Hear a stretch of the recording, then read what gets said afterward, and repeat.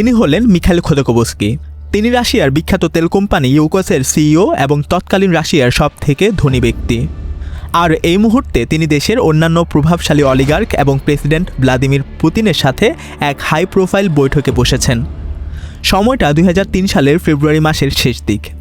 খোদকোভস্কিকে দুর্নীতি নিয়ে কিছু বলতে বলা হয়েছে। এমন এক সমস্যা যা কয়েক দশক ধরে রাশিয়াকে কুরে কুরে খাচ্ছে।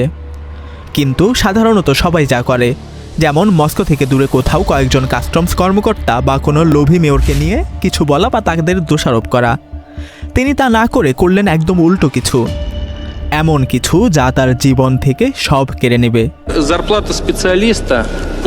তিনি সরাসরি লাইভ টেলিভিশনে প্রেসিডেন্টের বিরুদ্ধে অভিযোগ তুললেন যে খোদ রুশ সরকারের একদম উচ্চ পর্যায়ে দুর্নীতিতে মদত দেওয়া হচ্ছে।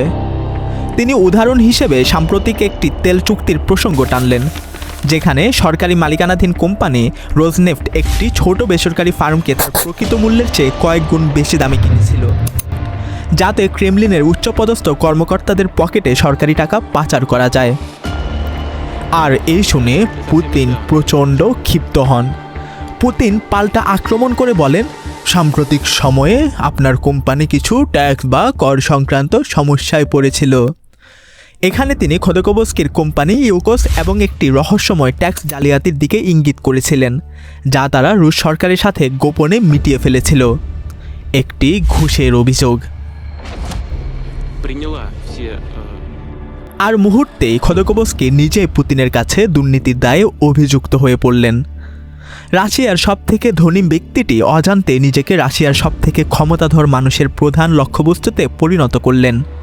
আর পুতিন লক্ষ্যভেদে কখনো ভুল করেন না।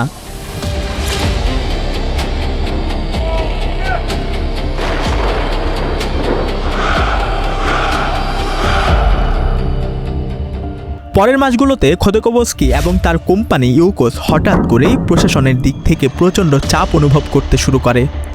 খুব বেশি সময় লাগেনি ইউকোস সংশ্লিষ্ট বেশ কয়েকটি কোম্পানির বিরুদ্ধে তদন্ত শুরু হতে। একে একে খোদকোভস্কির ঘনিষ্ঠ মিত্রদের গ্রেপ্তার করা হয় এবং তাদের অ্যাপার্টমেন্ট ও অফিসগুলোতে হানা দেওয়া হয়।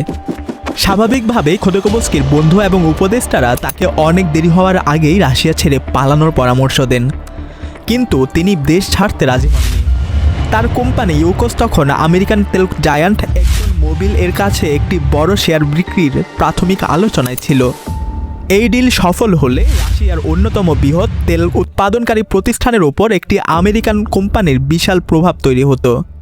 পুতিনের জন্য সেটি ছিল এক চরম বিপর্যয়। 2003 সালের অক্টোবর মাসের শেষ দিকে এক ব্যবসায়িক সফরের সময় জ্বালানি নেওয়ার জন্য ভোর 5টায় খোদকোভস্কির প্রাইভেট জেটটি নভোসিবিরস্কে অবতরণ করে। হঠাৎ কন্ট্রোল টাওয়ার থেকে পাইলটদের জানানো হয় যে তাদের একটি রুটিন চেকের জন্য সিলেক্ট করা হয়েছে। বলা হয় উড্ডয়নের আগে বিমানের তল্লাশির জন্য কর্মকর্তাদের উঠতে দিতে হবে। এরপর তাদের মূল টার্মিনাল ভবন থেকে দূরে একটি নির্জন জায়গায় সরিয়ে নেওয়া হয় এবং অপেক্ষা করতে বলা হয়। কিছুক্ষণ পর বিমানবন্দর নিরাপত্তা কর্মীদের ইউনিফর্ম পরা 3 ব্যক্তি বিমানে উঠে ককপিট এবং সামনের অংশ পরিদর্শন করেন। ঠিক যখন তারা চলে যাচ্ছিলেন তখনই বাইরে থেকে ভারী বুটের আওয়াজ শোনা গেল। মাস্ক পরা একদল লোক হাতে স্বয়ংক্রিয় অস্ত্র নিয়ে কেবিনের দরজার ঠিক সামনে দাঁড়িয়ে আছে। খোদকোভস্কি চিনতে পারলেন তারা কারা। স্পেতনাজ, রাশিয়ান গোয়েন্দা সংস্থা এফএসবির সবথেকে বিপজ্জনক স্পেশাল ফোর্স ইউনিট। আর তারা এখানে খোদকোভস্কির জন্যই এসেছে। সেদিনই খোদকোভস্কিকে বিমানে করে মস্কোতে নিয়ে এসে বিচারকের সামনে দাঁড় করানো হয়। যখন তার বিরুদ্ধে অভিযোগগুলো পড়া হচ্ছিল, বিশাল জালিয়াতি, অর্থ আত্মসাৎ, করফাকি এবং আদালত অবমাননা, তিনি অবিশ্বাসের সাথে কেবল হাসছিলেন। আদালত দাবি করে যে তার এই অপরাধে রাশিয়ার $1 বিলিয়ন বেশি ক্ষতি হয়েছে এবং তদন্ত শেষ হওয়া পর্যন্ত তাকে কারাগারে রাখার নির্দেশ দেয়। সেই কারাগারটি ছিল কুখ্যাতভাবে নিষ্ঠুর ও জনাকীর্ণ, যেখানে অনেক বেশি বন্দী যক্ষ্মায় আক্রান্ত ছিল। 8 মাস পর শুরু হলো বিচার। খোদকোভস্কি এবং তার ব্যবসায়িক অংশীদারকে আদালতের মাঝখানে একটি লোহার খাঁচার ভেতরে রাখা হলো। তারা দ্রুতই বুঝতে পারলেন যে এই বিচার কোনোভাবেই সুষ্ঠু হবে না, কারণ বিচারক গুরুত্বপূর্ণ সাক্ষীদের কথা বলতে দিচ্ছিলেন না, অথচ রাষ্ট্রপক্ষকে ত্রুটি আগে থেকে গোপন রাখা প্রমাণ উপস্থাপনের সুযোগ দিচ্ছিলেন। আর অনুমিতভাবেই 1 বছর পর দুজনেই বড় মাপের জালিয়াতি ও কর ফাঁকির দায়ে দোষী সাব্যস্ত হলেন এবং তাদের 9 বছরের কারাদণ্ড দেওয়া হলো। একই সাথে তার কোম্পানি ইউকোসের ওপর বিশাল ট্যাক্স দাবি চাপিয়ে দিয়ে রাষ্ট্র সেটির নিয়ন্ত্রণ নিয়ে নিল। তাদের সবথেকে গুরুত্বপূর্ণ তেলের খনিগুলো রোজনেফটের কাছে বিক্রি করে দেওয়া হলো। খোদকোভস্কিকে উত্তর রাশিয়ার এক প্রত্যন্ত পেনাল কলোনিতে কড়া নজরদারিতে পাঠানো হলো, যেখানে বাইরের জগতের সাথে যোগাযোগ ছিল একদম সীমিত। এরপর 2007 সালে যখন তিনি পেরোলে মুক্তির অপেক্ষায় ছিলেন, তখন তার বিরুদ্ধে নতুন করে অভিযোগ আনা হলো। আর 2 বছর পর তাকে আরও 14 বছরের কারাদণ্ড দেওয়া হলো। রাশিয়ার সবথেকে ধনী ব্যক্তি থেকে শুরু করে বিশ্বের অন্যতম বৃহৎ তেলের ডিল করার দ্বার প্রান্তে থাকা খোদকোভস্কি মাত্র 2 বছরেরও কম সময়ে তার $15 বিলিয়ন সম্পদ, কোম্পানি এবং স্বাধীনতা সব কিছু হারালেন। নতুন সব মামলার জালে তার মুক্তির সম্ভাবনা প্রায় শূন্যে নেমে এলো। কিন্তু 2013 সালে হঠাৎ গুঞ্জন শুরু হলো যে খোদকোভস্কিকে নিয়ে পুতিনের কোনো নতুন পরিকল্পনা আছে।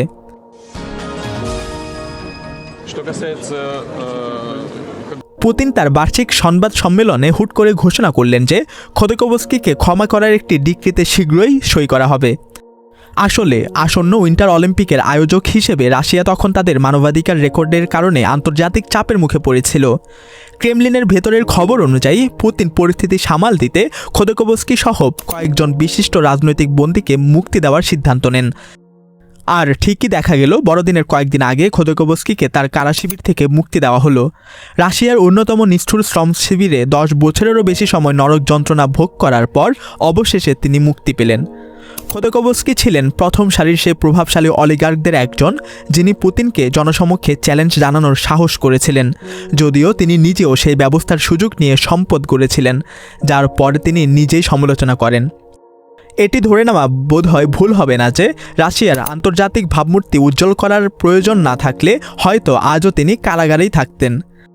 বর্তমানে তিনি নির্বাসনে বাস করছেন এবং এখন তিনি পুতিনের স্বৈরাচারী শাসনের একজন সোচ্চার সমালোচক হিসেবে পরিচিত। সাম্প্রতিক বছরগুলোতে তিনি স্বাধীন গণমাধ্যমে অর্থায়ন করেছেন, নির্বাসিত বিরোধী নেতাদের সমর্থন দিয়েছেন এবং রাজনৈতিক নির্যাতনের শিকার রুশ নাগরিকদের পাশে দাঁড়িয়েছেন। তিনি স্বপ্ন দেখেন একদিন রাশিয়া নিরাপদ ও মুক্ত হবে, আর তিনি আবার নিজের দেশে ফিরে যেতে পারবেন। কথা সত্যের সাথে থাকার জন্য ধন্যবাদ। দেখা হচ্ছে পরের ডকুমেন্টারির সাথে। বিদায়।